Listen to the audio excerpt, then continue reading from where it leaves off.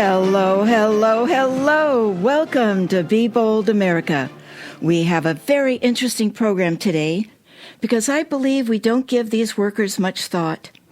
They show up at our door, provide us a pizza or a ride, but do we really know what the challenges are that they face providing their service to us?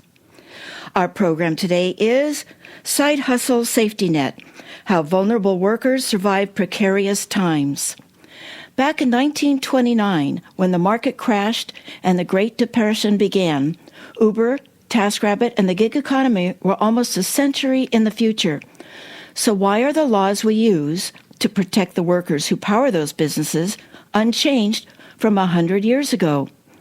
As we learned with startling clarity during the unprecedented economic upheaval of the pandemic, our social safety net legislation is divorced from how Americans on the margins survive today.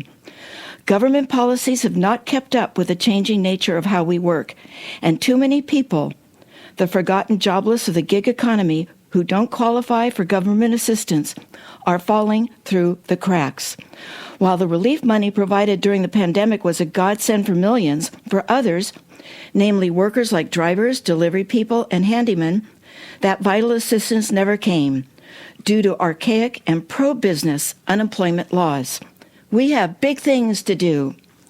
Today, our bold guest is Dr. Alexandria Ravenel, who is an assistant professor in sociology at the University of North Carolina at Chapel Hill.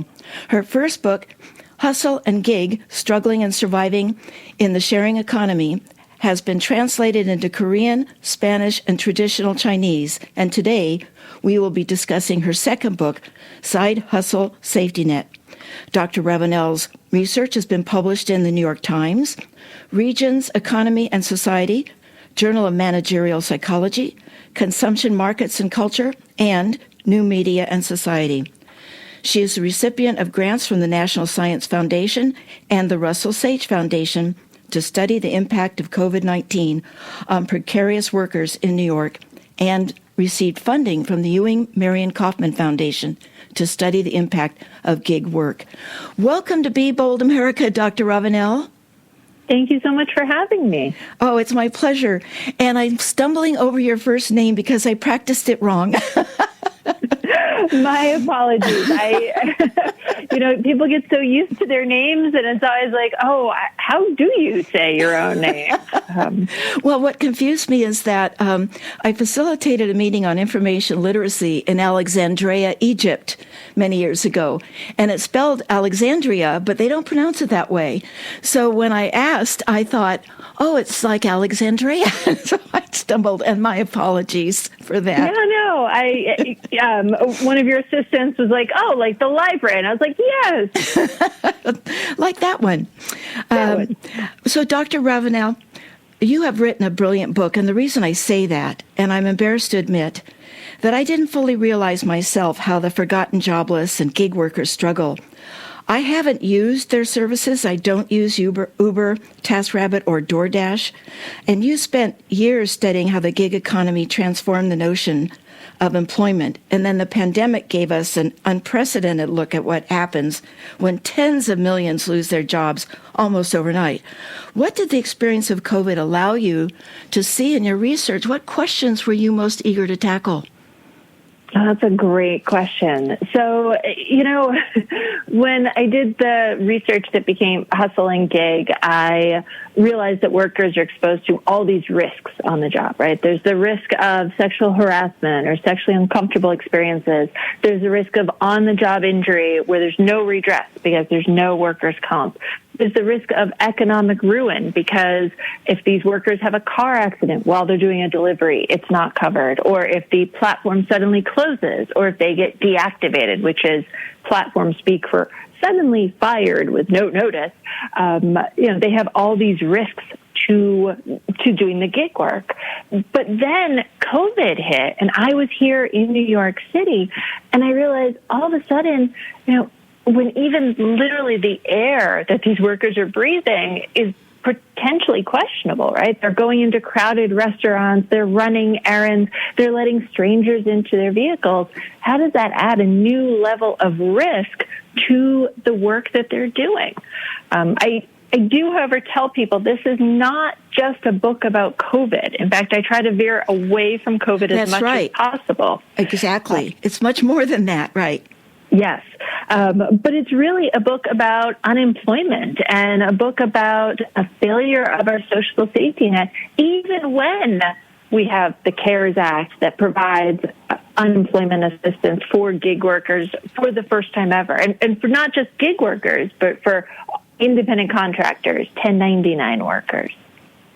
Well, back when I thought of, it wasn't defined as gig workers or gig work before, but that was babysitting and dog walking. It was never meant to be a job, but a way to pick up a little extra cash. What factors and when did this happen? What kicked off the gig economy? When did this happen? It seems like we've had it for several years now, but why did it start at all? Right. So we've always had informal work, right? I did babysitting and pet sitting too when I was younger, right? And we've always had people looking for additional ways to get additional money, right? Like big snowstorms, and I'm like, I'm going to make some money shoveling snow. Oh, the leaves are falling in the fall. It's time to go rake and take care of neighbors' yards, that type of thing. But we have the Great Recession, right? We want a little history lesson here. We have the Great Recession, and all of a sudden we have this rise of technology that has come right before the Great Recession, right? We start to have cell phones that aren't just cell phones, but they're smartphones. We start to have the rise of online review systems. We have technology, we have internet that's available for just about everyone. And even if it's not in their homes, they can access it through the libraries. They can access it in coffee shops. And so what ends up happening is that technology provides this solution, or at least this option during the Great Recession. The idea is that, you can make do with less. Right? You can't afford a vacation anymore. That's okay. You can go and stay on someone's couch through couch surfing, right? They'll save you some money. Or, you can't afford to buy a drill. You need a drill. You can use one of these neighborhood sharing services and you can access a drill in that way. You can pick up rides from friends who are going in the same direction. And then very quickly, we actually start to see that people say, I don't want to do that. And also the companies start to say, wait, but it's not just about saving you money. What if we make it possible for you to make money doing all these things? And so very quickly we see platforms like couchsurfing being replaced by Airbnb. We see a move away from those free rides to Lyft and Uber and moving into more of that ride share where you're paying for it, right? We can even see this a little bit in the early transitions of some of these gig platforms, right? Originally in Lyft, you got in, there was a fist bump, there was a pink mustache on the front of the car. It was cool, it was trendy, it was, struggling millennials. And then very much it becomes, you're struggling, why don't you make more money? And so we see this consumerization of gig work, and we see that the platforms, put in their hands and take out their percentage. And that's why it's different from babysitting or dog walking that you might have done informally. There's a middleman. The Great Recession, what years were those, by the way? Just to remind us the time frame.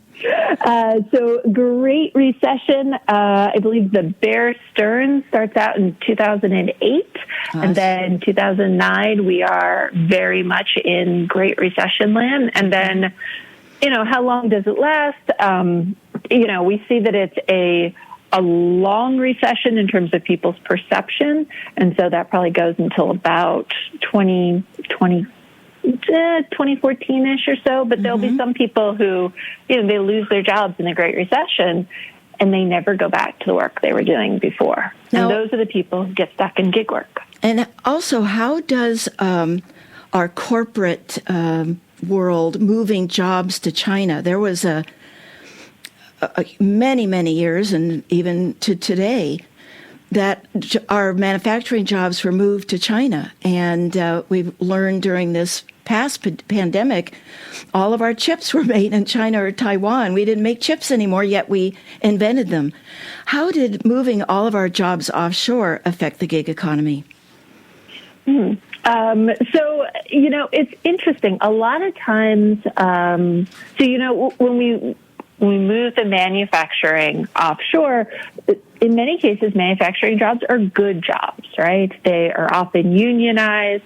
And so when jobs that are unionized or jobs that have decent wages disappear, typically what happens is people end up moving into lower paid work, moving into work that is typically more precarious, that has fewer protections.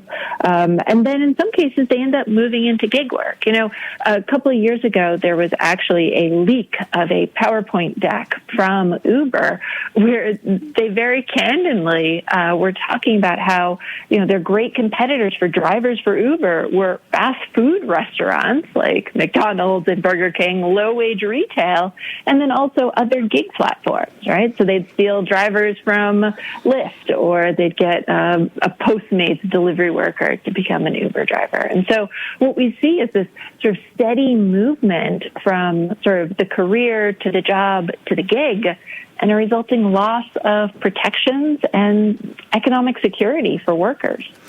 And there was a shift there too, where gig economy again was to make extra money.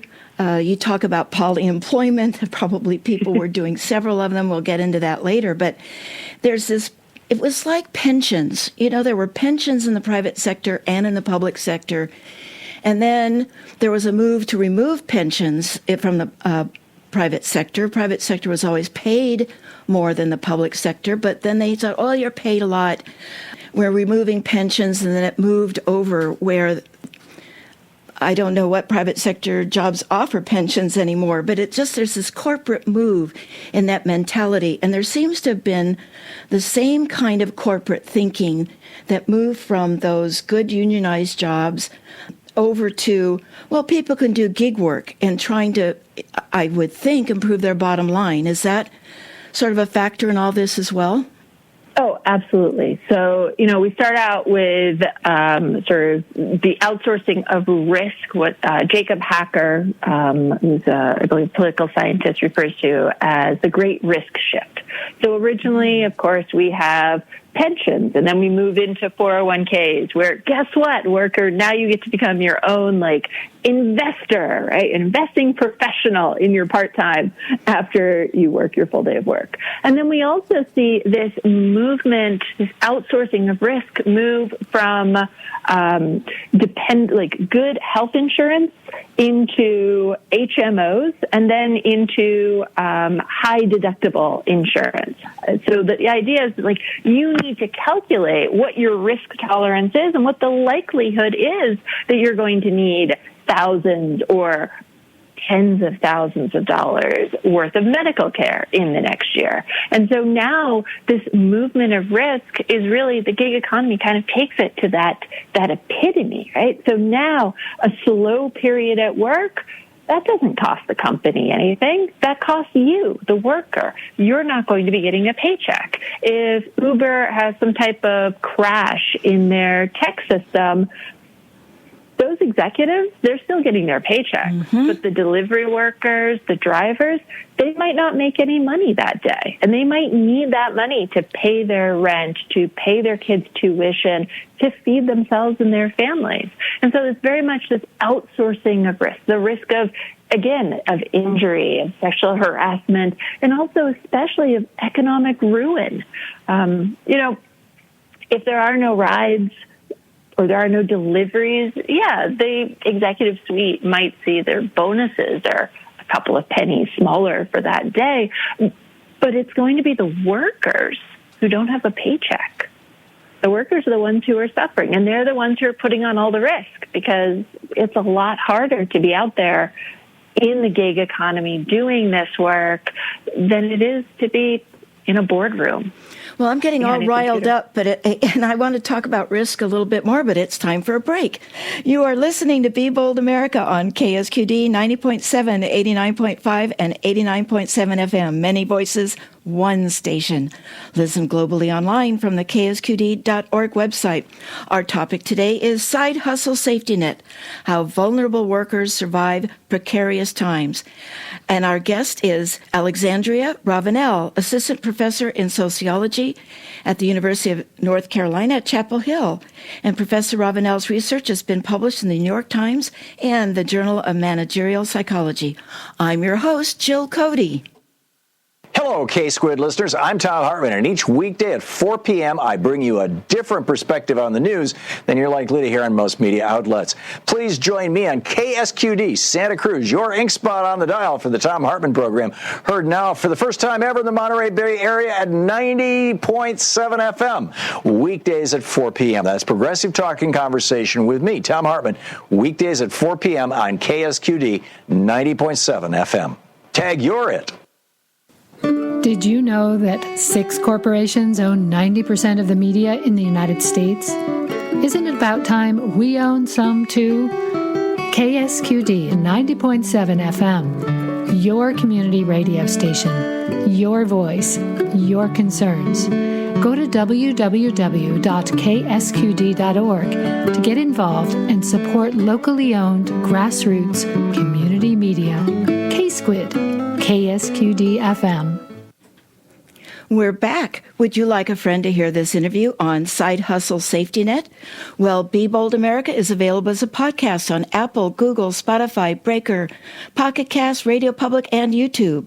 Subscribe for free from your favorite podcast platform and listen to our friends from around America and also in countries like France, Germany, Iran, Algeria, and Brazil. Listen to Be Bold America also on our homepage at the ksqd.org website. Now, Dr. Ravenel, before I get started again on some questions, how do people find your book? Do you have a website? Oh, yes, I do. My website is alexandriajravenel.com, but my book is probably available in your local library and also definitely on Amazon and Barnes & Noble and at independent booksellers. Wonderful. So I wanted to just make a comment about the risk again. When you were listing all of those risks early on, it frightened me. I thought I could not emotionally handle that list of risks that you talked about. And then you talked about the 401ks, and I remember also knowing that that was supposed to be investment, and then all of a sudden that was a reason not to have pensions anymore, that they turned 401ks into pensions. How do gig workers handle the emotions and uncertainty? Yeah, that is another really good question. A lot of these workers, in many cases, don't have time to really spend thinking about that. They are, there's a reason why both of my books have hustle in their titles. And that's because these workers are constantly on the go. They're constantly looking for work. They're constantly seeking ways to improve their bottom line. It is a really difficult life for people. A lot of times we have this idea of no boss, make whatever I want. But in reality, I always say the house always wins when it comes to gig work. Workers will think that they figure out a way to, survive in the system, and then one of the platforms will change their percentage, or they'll tweak the algorithm, and suddenly they're not getting as much work. And this was actually one of the things that was so amazing about the CARES Act. For some of these workers, it was actually their first time to sort of rest, reset, relax, reflect, and think about what they want to be doing next. And so for some of these workers, it was actually their way to transition out of gig work and into more stable W-2 work, because the unemployment they received, if they were lucky enough to get it, was life-changing. Well, you just mentioned W-2s. What would we gain by limiting the number of workers on 1099s and putting them over to W-2s? So the 1099 status or independent contractor status is essentially a way for companies to save money, and they save a lot of money by categorizing their workers that way. So they don't have to pay into Social Security, they don't have to pay into Medicaid. Workers are not, or they are disqualified from unemployment assistance. They're disqualified from for employer-provided health insurance. They don't get any paid time off. So the cost savings from some estimates is about 20 to 40% per worker. Now, if workers are W-2 workers, they are able to take advantage of literally generations of hard-won workplace protections.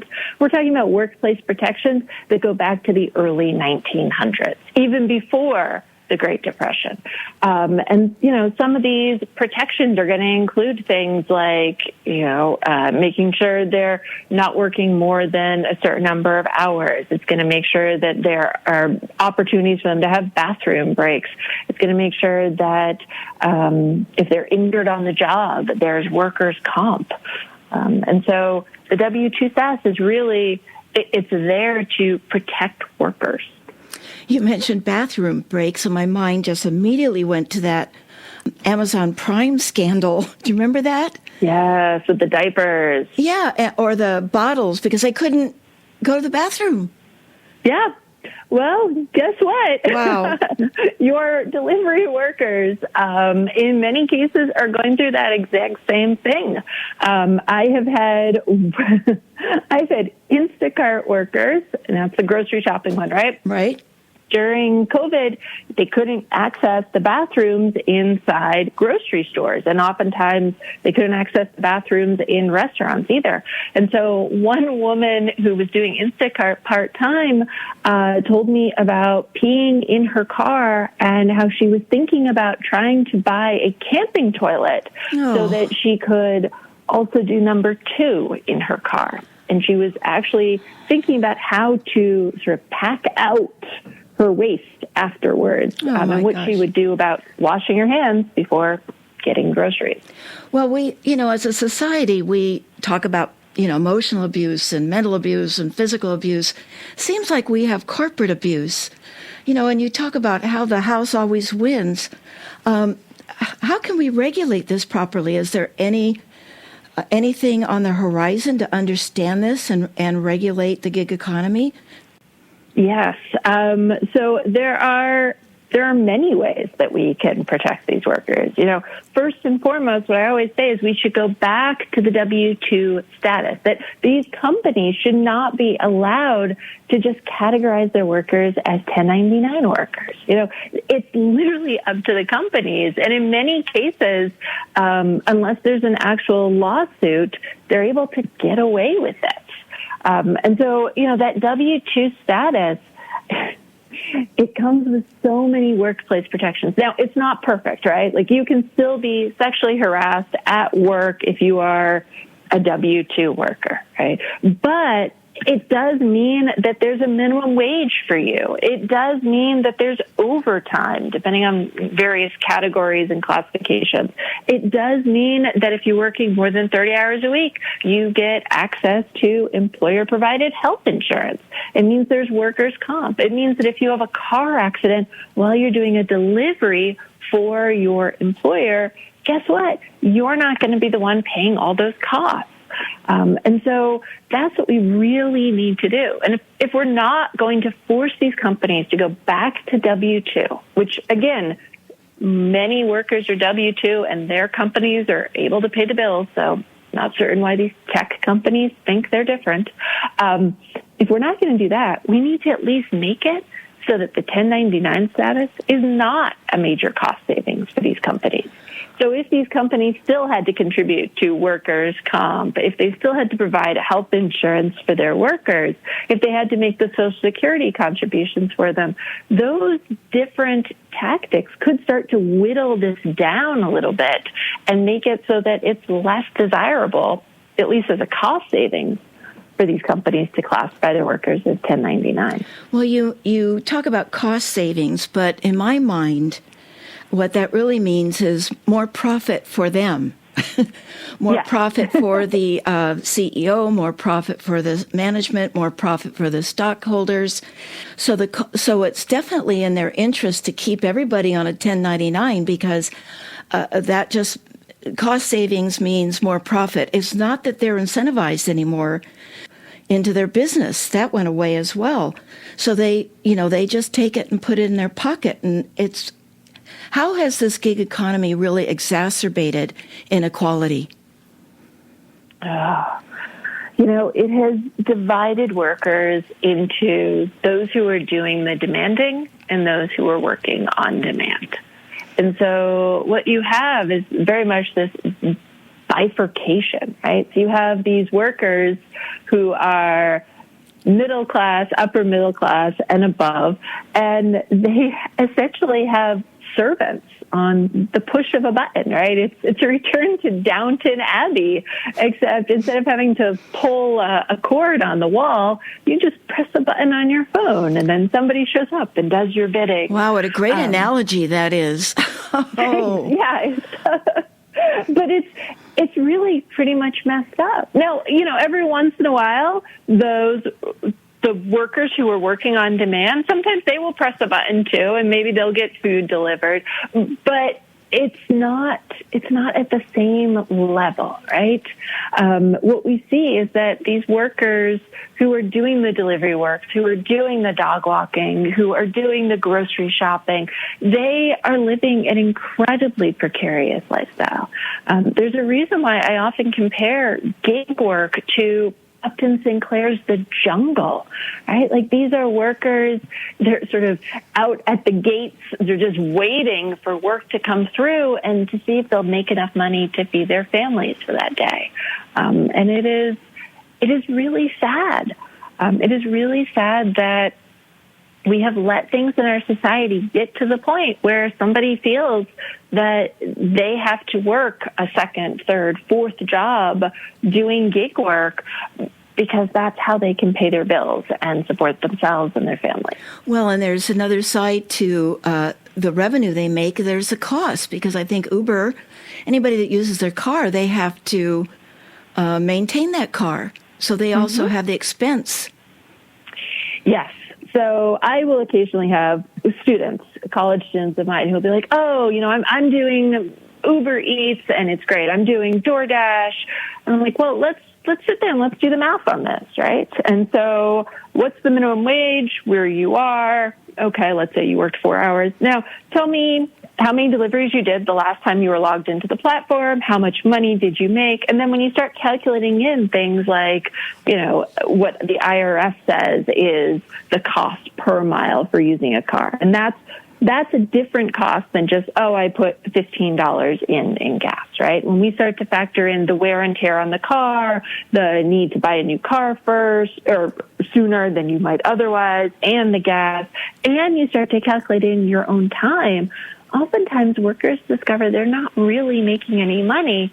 And that's before you factor in things like the risk that they might get into a car accident, or they might experience something that's an uncomfortable or even possibly traumatic or dangerous experience. Or not saving for the future, or... Oh, yeah. There's no saving for the future. No savings in that at all. You're listening to Be Bold America on KSQD 90.7, 89.5, and 89.7 FM. Many voices, one station. Listen globally online from the ksqd.org website. My guest is Alexandria Ravenel, author of Side Hustle Safety Net, How Do Vulnerable Workers Survive Precarious Times? And her first book is Hustle and Gig, Struggling and Surviving in the Sharing Economy. We will be right back after Jim Hightower's commentary titled, What Should Politics Do? Ask Woody Guthrie. And Dr. Ravenel, after this, I wanted to get your take on what Jim Hightower says. Okay, great. Woody Guthrie's cure for inequality in America was straightforward. Rich folks got your money with politics, you can get it back with politics. For Guthrie, politics meant more than voting, since both parties routinely cough up candidates who meekly accept the business-as-usual system of letting bosses and bankers control America's wealth and power. It's useless, he said, to expect change to come from a choice between Tweedledum and Tweedledummer. Instead, common folks must organize into a progressive movement with their own bold change agenda, become their own candidates, and create a politics worth voting for. Pie in the sky? No. Periodic eruptions of progressive grassroots insurgencies have literally defined America, beginning with that big one in 1776. Indeed, we could take a lesson today from another transformative moment of democratic populism that surged more than a century ago, culminating in, quote, the Omaha Platform of 1892. This was in the depths of the Gilded Age, a sordid period much like ours, characterized by both ostentatious greed and widespread poverty, domination by monopolies, rising xenophobia, institutional racism, and government that ranged from aloof to insane. But lo, from that darkness, a new People's Party arose, created by the populist movement of farm and factory mad-as-hellers. They streamed into Omaha to hammer out the most progressive platform in U.S. history, rejecting corporate supremacy, demanding direct democracy. This is Jim Hightower saying that platform reshaped America's political agenda, making reforms of the Progressive Era and New Deal possible. As one senator said, it was the start of robber baron wealth flowing, quote, to all the people from whom it was originally taken. And that's what Woody Guthrie meant by politics. The Hightower Radio Lowdown is made possible by you subscribers to Jim Hightower's Lowdown on Substack. Find us at jimhightower.substack.com. KSQD thanks Housing Matters for their support, hosting the second annual March to End Homelessness at 10 a.m. on Saturday, May 18th, downtown Santa Cruz. The march brings together a coalition of businesses, nonprofits, and hundreds of supporters with the goal of ending homelessness. Details at housingmatterssc.org. Thank you, Housing Matters, for supporting community radio K-Squid 90.7, 89.7, and 89.5 FM. We're back. Our topic today is Side Hustle Safety Net, and our guest is Dr. Alexandria Ravenel. Before we move on, Dr. Ravenel, do you have any thoughts on Jim Hightower's commentary we just listened to? I do. Good. So, I was listening to that, and what came to mind for me is that famous quote from Margaret Mead, never doubt that a small group of thoughtful, committed citizens can change the world. Indeed, it's the only thing that ever has. And, Margaret Mead was an anthropologist. Anthropology created some of the research methods that I use as a sociologist, specifically ethnography, which is, interviewing people and participant observation and that type of thing. And what comes to mind for me is, independent contractors, 1099 workers, gig workers are not, they don't have the right to their tips.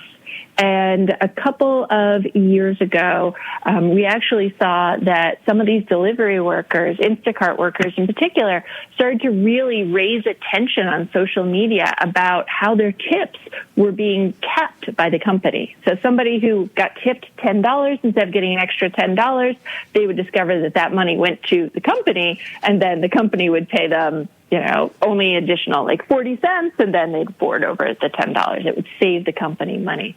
And by really bringing attention to this, we saw that this small, committed group of gig workers and the public that was outraged were actually able to change this policy. And so I really think that we don't need to put the pressure on gig workers to change this, but I do think that the public at large can make a difference on this, right? We can say, this is not okay. We can boycott these gig companies that aren't paying their workers well and aren't treating them well. We can put our money where our mouths are and start to support companies that are classifying their workers as W-2 workers instead of 1099 workers. And so, I think we can make a difference. That's very inspiring to hear. Thank you. Senator Ron Wyden of Oregon wrote a blurb for your book. He stated that your book reveals the bankruptcy of the ideas that Americans prefer staying home and collecting a check to working hard. How do our current policies reflect these? odious thoughts. Yes. So, I've touched on the Great Recession as giving rise to the gig economy, but there's something else that also happens during the Great Recession, right? We have an expansion of unemployment for people who can receive it up to 99 weeks, right? We have these people we call the 99ers, and they got unemployment for more time than anybody had ever gotten it before. But a lot of states had not been funding their unemployment trust funds at the levels that they needed to. And so they actually had to borrow money from the federal government in order to provide these benefits for long enough. Well, what ends up happening after the Great Recession, we start seeing this around 2015, 2014, 2016, we start to see that states start to slash their benefits under this idea that we don't want people lollygagging. We don't want people, just getting money for nothing. And so what's ended up happening is that in many states in the U.S., we've gone from having 26 weeks of unemployment benefits available for unemployed workers down to, in some cases, 12 weeks. Oh, my. 10 weeks, yes. And we've shrunk the amount of money that people can receive. And so what ends up happening is that somebody who loses their job these days, they're often not getting enough unemployment to even keep themselves on their feet, much less help them get back on their feet, right? They're not even getting enough to sort of keep their head above water. And so this is a pretty major problem because unemployment is not just about individuals who receive it. Unemployment is what we call an economic stabilizer. So we have an economy that's very much driven by consumer spending, right? I think the last number I've seen is 68%. Literally, my spending becomes your paycheck and vice versa. And so we need people to get unemployment when they lose their job so they can keep spending so that we don't actually spiral down into a Great Depression again. I mean, there's a reason why after almost more than 100 years actually of trying to get unemployment, it was only after the Great Depression that we actually created an unemployment trust system in the United States, 1937. Wow. Well, you also talk in your book about universal basic income. Can you talk a little bit more about that? I do. I tell people I grew up in a very conservative household. I grew up with parents who listened to Fox News and Bill O'Reilly and the whole bit, and I did not ever think that I was going to be sitting there writing and saying, we need a universal basic income. But after interviewing these workers, 199 workers who at this point we're actually starting to interview them a fourth time. So I've spent over 700 hours doing interviews. It is impossible not to hear the stories of workers who have gotten unemployment and been able to transform their lives. We're talking about one young man, college educated, who drove for Uber for 4 years and could not figure out what he was going to do with his life, knew that he didn't want to be doing Uber anymore, wasn't certain where 4 years of his life went by. And by getting the unemployment, having a chance to stop, collect his breath, rest, reset, reflect, he was actually able to leave gig work behind and take 2 part-time jobs, one of which is as a community rehabilitation specialist. So he is now helping people with developmental disabilities transition into independence and live on their own. What a great story. Yeah. Right? It's amazing. There's another guy who left dog walking behind and was able to open up a dog boarding business. He's now making $20,000 a month in profit and has 5 employees, all because he was able to take the time to create a business plan, to think about what he wanted to do. I mean, these stories are amazing. Every time I talk about them, I get goosebumps. Well, you just led into what was going to be my next question, was tell us some stories. How about another? Oh, of course. So there was one woman who actually was not a gig worker. She was working for a bar. She was a bartender, and she'd been there for years, pretty much since she was about 18 years old. She hadn't started off serving alcohol. She had started off in hospitality. And she was actually able to use her unemployment to think about what she wanted to do in life, and actually became a dental assistant, and is now going back to college. She had dropped out of community college previously, and actually she came to one of my book events, and she is now the office manager for the dental office. And she has gone from saving her money in whiskey bottles, in Jameson bottles, to actually having a retirement account. She has a long-term disability account. She has a savings account. And she talks about how she never before thought she was good enough to work a 9-to-5 job. And now she has a dentist telling her that she's smart and she's good at this. And now she's going back to school. There was a woman, again, so my book, we have 60 gig workers. We have 60 of what we call creative freelancers. We have 60 low-wage workers, retail, drugstores, grocery stores. And then we have 15 workers who get work off of Craigslist. They're sort of non-platform-based gig workers. We have this retail clothing store worker. She's just working part-time. She's able to use the unemployment money to go back to school and get trained in drug and alcohol abuse counseling. And so now she's working as a drug and alcohol abuse counselor. And she talks about how, she's no longer chasing Chanel.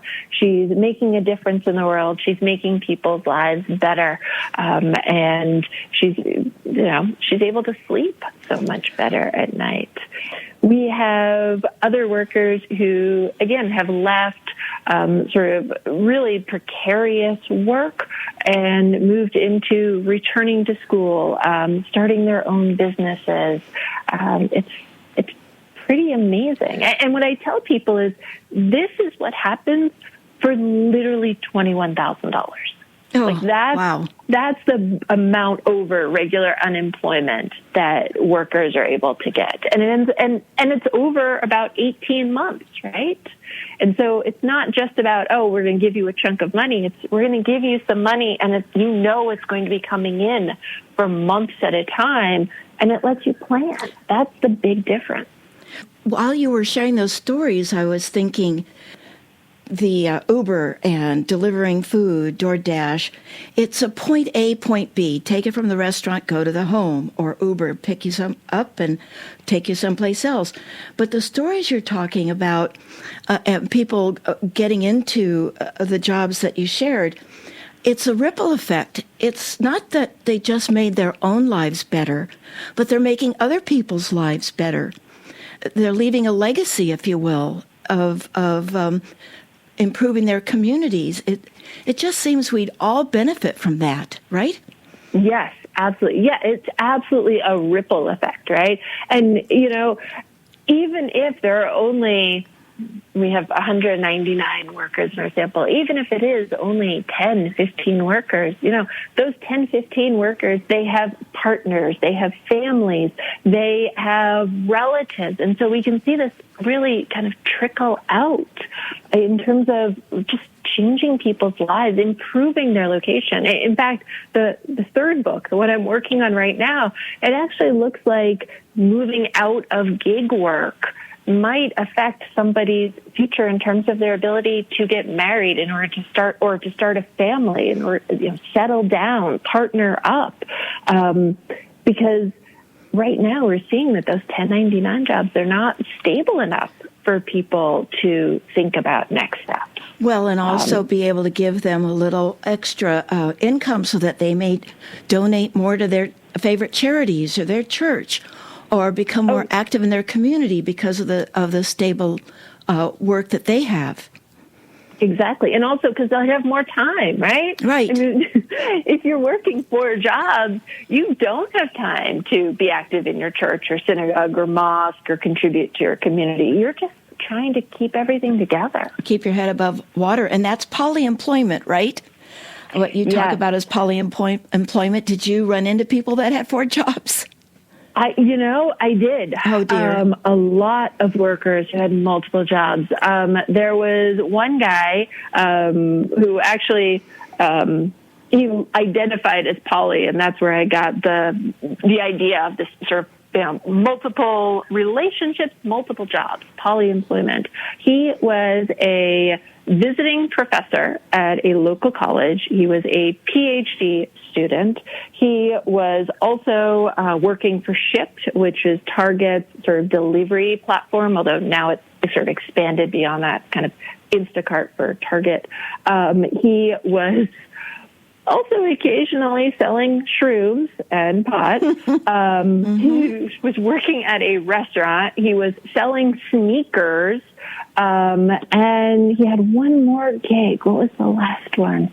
I don't remember the last one. But he had 5 or 6 jobs. It was just absolutely insane. And, one of the questions you would ask people is like, well, what does an average day look like for you? And everyone would laugh. They'd be like, well, on Monday I do these 4 jobs. And on Tuesday I do these 2 different jobs. And on Wednesday I do this.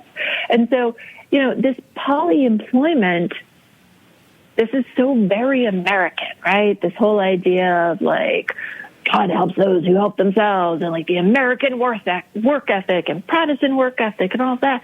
But what people don't, and oftentimes people will do polyemployment because it gives them that security that they're not getting, right? They don't have one stable job. So they figure, well, if I piece together 6 part-time jobs, at least I know I'm not going to get laid off from all of them at the same time. But the problem is they might lose one of those jobs, and the other jobs might not be enough to keep them afloat, but they're going to prevent them from getting unemployment assistance. Well, I remember when George W. Bush had a town hall once, and we were talking a long time ago, and a woman was telling him, I'm working 3 jobs. And he said, good for you. And I saw that, and I watched the show, I went, what? That's not good for you. That's a problem. And yet, since George W. Bush's time, it has only gotten worse. If you're just joining us, my bold guest is Dr. Alexandria Ravenel. Dr. Ravenel is an assistant professor in sociology at the University of North Carolina at Chapel Hill and author of Side Hustle Safety Net, How Vulnerable Workers Survive Precarious Times. You are listening to Be Bold America on KSQD 90.7, 89.5, and 89.7 FM. Many voices, one station. I'm your host, Jill Cody. Stay tuned tonight to KSQD at 6 p.m. for State of Mind, hosted by Santa Cruz licensed psychotherapist Deborah Sloss, and a look at autism.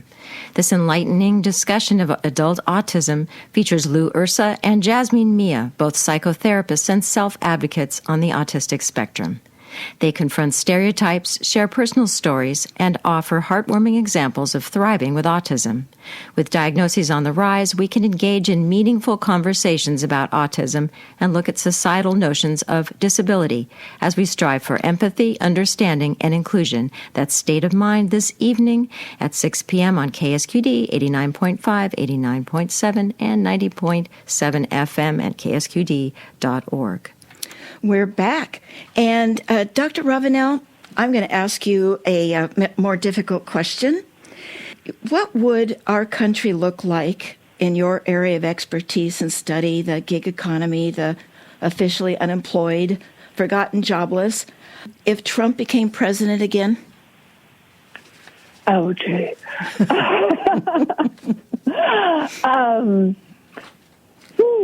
Well, okay.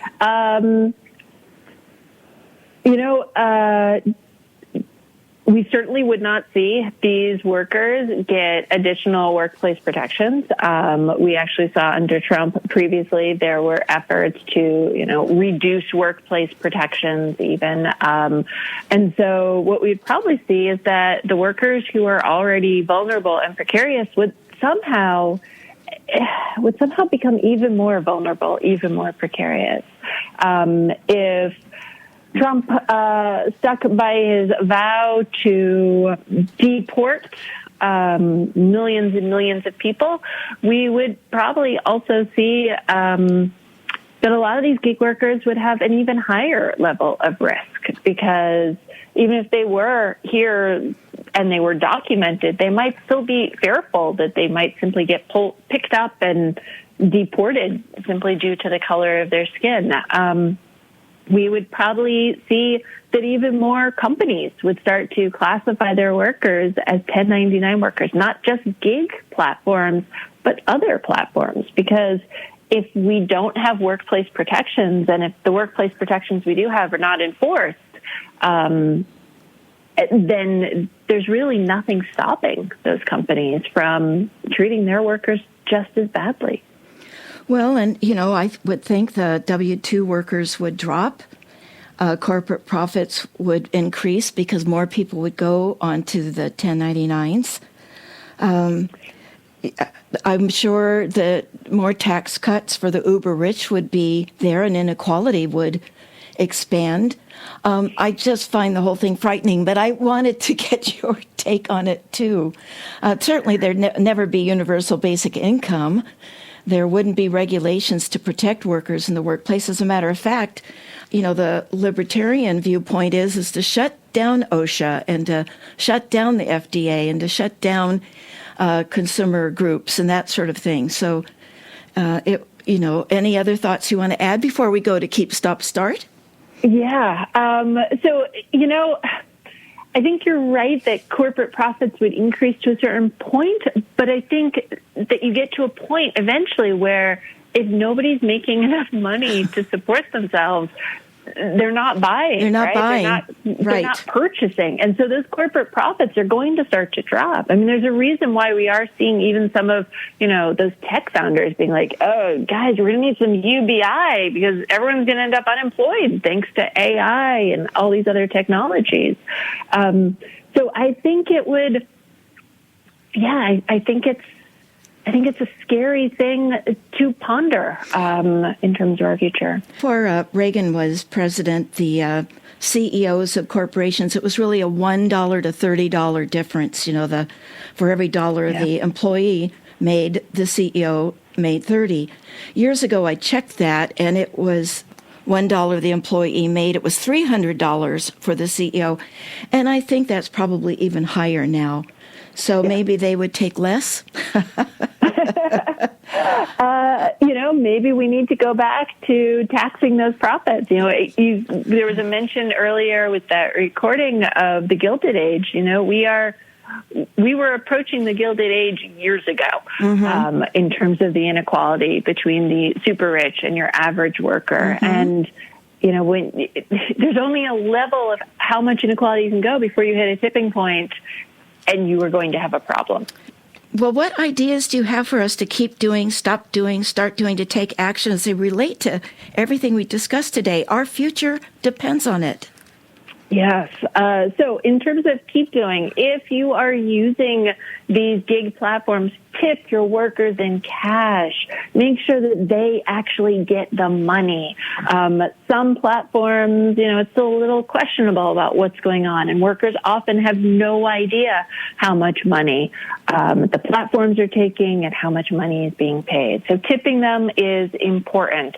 If you can't tip them in cash, at least tip them, because for a lot of these workers, that's how they're, trying to make a go of it. Makes a difference. It makes a big difference, yes. The other thing we should do is, ask questions. Ask questions of your company. How many workers are 1099? Do we need to bring somebody in as an independent contractor? Can we hire somebody as an employee? Ask questions when you're interviewing for a job. Is this a 1099 position? Is this a W-2 job? We're seeing more and more companies, what I call shadow gig platforms, are actually starting to list work that was previously W-2, and they're listing it as 1099. And people often don't realize the that. sneakiness. Exactly, yes, until they start doing it. And also, reach out to your congressperson. Right now, Senator Wyden has a bill to revamp unemployment insurance nationwide, right? Your state unemployment insurance, they have to get approval for the changes they make from the Department of Labor. And so we need federal legislation bringing us back to, quite frankly, standards that were set back in 1955. That's when they said 26 weeks, everyone. And now we've seen that slashed down. So those are the things that we need to keep doing. In terms of stopping, and we have about 1 minute left. Oh, great. We need to stop letting workers being classified as 1099 workers. And we need to try to have more workplace protections for all workers, for these gig workers who are out there who are very vulnerable and exposed to these risks, and also for even your workers who are at home in offices.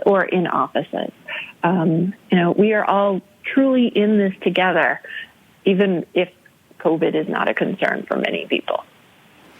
Dr. Ravenel, thank you so much for being our bold and impressive guest today. For me, this hour flew by. Me too. Thank you so much for joining us. And again, what is your website? It's alexandriaravenel.com, but my book should also be available Amazon, Barnes & Noble, independent booksellers, and hopefully even at your local library. And again, thank you for joining us on Be Bold America. It was just a wonderful hour. Thank you. Thank you so much. What's next on Be Bold America? Please join us on Sunday, May 19th for State of the Free Press 2024.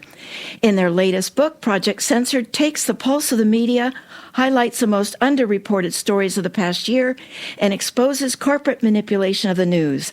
Their new book, State of the Free Press 2024, brings together some of the most incisive media critics to expose the impact of corporate money and political influence on the press, highlights the top 25 most underreported stories of the past year, and profiles those brave journalists who continue to fight for a media that is free of both for-profit benefactors and political agendas. This book comes at a time when trust in the media is at an all-time low. Please join Be Bold America on Sunday, May 19th at 5 p.m. to hear Mickey Duff, Director of Project Censored and the President of Media Freedom Foundation, urgently inform us on the state of our American free press. As a reminder, Be Bold America is available as a podcast. Now you may listen to the show anytime for free by subscribing through your favorite podcast platform. I want to give a special thank you to Be Bold America's program engineer, Eliza James, and to our station's program director, Howard Feldstein. You are listening to KSQD Santa Cruz and KSQT Prunedale. Many voices, one station. Listen worldwide online at ksqd.org. Stay tuned for State of Mind with Deborah Schloss. My name is Jill Cody, and thank you for listening to Be Bold America. Until next time, keep, stop, start,